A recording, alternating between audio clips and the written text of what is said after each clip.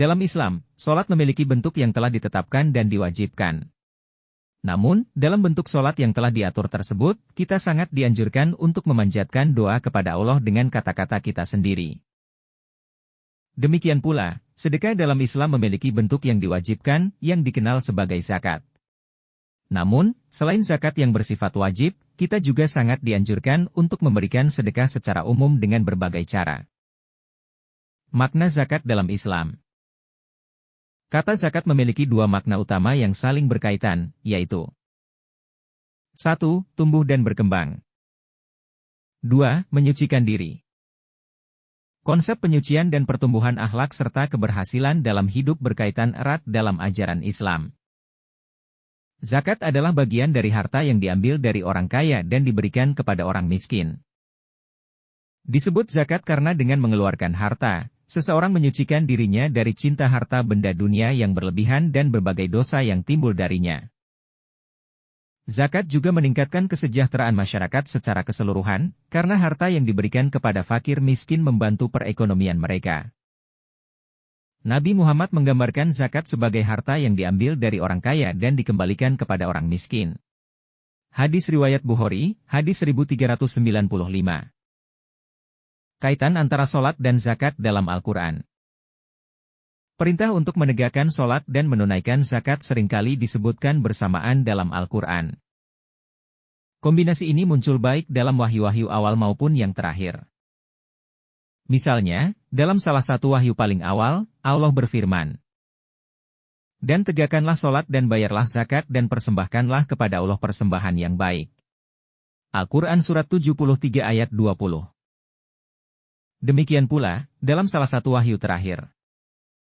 Hanyalah orang yang beriman kepada Allah dan hari akhir, dan menegakkan sholat dan membayar zakat dan tidak takut kepada siapapun selain Allah. Al-Quran Surat 9 ayat 18. Zakat sebagai identitas keislaman. Sholat dan zakat disebutkan bersama-sama dalam banyak ayat Al-Quran sebagai prinsip dasar dalam Islam. Bahkan, dalam salah satu wahyu awal, disebutkan bahwa Islam hanya mengharuskan manusia untuk dan mereka tidak disuruh selain supaya mengabdi kepada Allah, dengan ikhlas patuh kepadanya, dengan lurus, dan supaya menegakkan sholat dan membayar zakat, dan itulah agama yang benar. Al-Quran Surat 98 ayat 5. Oleh karena itu, dalam Islam, keimanan seseorang tidak hanya ditunjukkan melalui sholat, tetapi juga melalui kepeduliannya terhadap orang lain dalam bentuk zakat dan sedekah. Zakat dalam ajaran para nabi. Al-Quran menyebutkan bahwa sholat dan zakat bukan hanya bagian dari Islam, tetapi juga merupakan ajaran pokok dari semua agama yang dibawa oleh para nabi sebelumnya. Nabi Ibrahim dan keturunannya diperintahkan untuk menegakkan sholat dan zakat. Dan mereka kami jadikan pemimpin, umat, dengan perintah kami, dan kami wahyukan kepada mereka supaya berbuat baik, menetapi sholat dan membayar zakat. Al-Quran Surat 21 ayat 73. Nabi Ismail juga memerintahkan umatnya untuk menegakkan sholat dan zakat. Dan ia menyuruh kaumnya supaya sholat dan zakat. Al-Quran Surat 19 ayat 55. Kaum Yahudi juga diberikan perintah yang sama. Sesungguhnya aku menyertai kamu. Jika kamu menegakkan sholat dan membayar zakat dan beriman kepada utusanku dan membantu mereka dan mempersembahkan kepada Allah persembahan yang baik. Al-Quran Surat 5 ayat 12. Nabi Isa, Yesus, juga mendapat perintah yang sama. Ia menyuruh aku menjalankan sholat dan membayar zakat selama aku hidup. Al-Quran Surat 19 ayat 31. Dari ayat-ayat ini, jelas bahwa pelayanan kepada sesama manusia dan perbaikan kondisi orang miskin telah menjadi tujuan utama dari ajaran agama sejak zaman dahulu. Penyempurnaan zakat dalam Islam. Meskipun zakat telah menjadi bagian dari ajaran nabi-nabi terdahulu, Islam membawa penyempurnaan dalam sistem zakat, sebagaimana ia menyempurnakan seluruh ajaran agama. Zakat dalam Islam bukan hanya sekadar bentuk ibadah, tetapi juga solusi sosial dan ekonomi untuk mengatasi kesenjangan dalam masyarakat. 1. Zakat menjadi sistem yang mengatur distribusi kekayaan secara adil, sehingga mencegah penimbunan harta oleh segelintir orang.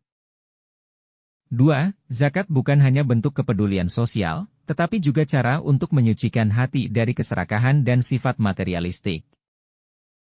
3. Zakat mempererat hubungan antara si kaya dan si miskin, menciptakan kasih sayang dan solidaritas dalam masyarakat. Nabi Muhammad menegaskan bahwa zakat bukan sekadar pajak, tetapi kewajiban agama yang mendasar. Islam dan keseimbangan dalam distribusi kekayaan.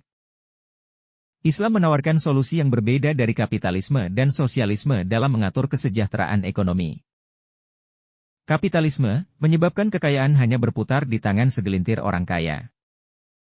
Sosialisme komunisme menghilangkan insentif individu untuk membantu orang lain secara pribadi.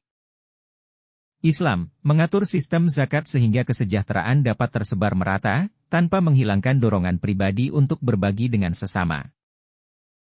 Melalui zakat, Islam mengajarkan bahwa setiap muslim bertanggung jawab atas kesejahteraan sesamanya, tanpa mengandalkan pemerintah atau negara semata. Kesimpulan ayat hikmah zakat dalam Islam. 1. Zakat bukan hanya bentuk ibadah, tetapi juga sarana penyucian diri dan peningkatan kesejahteraan masyarakat. 2. Al-Quran selalu menyebutkan sholat dan zakat secara bersamaan, menunjukkan bahwa ibadah kepada Allah harus diiringi dengan kepedulian sosial.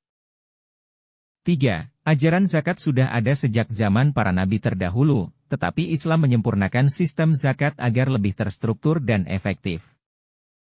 4. Zakat dalam Islam bukan hanya mengurangi kesenjangan ekonomi, tetapi juga membangun karakter kasih sayang dan empati dalam masyarakat.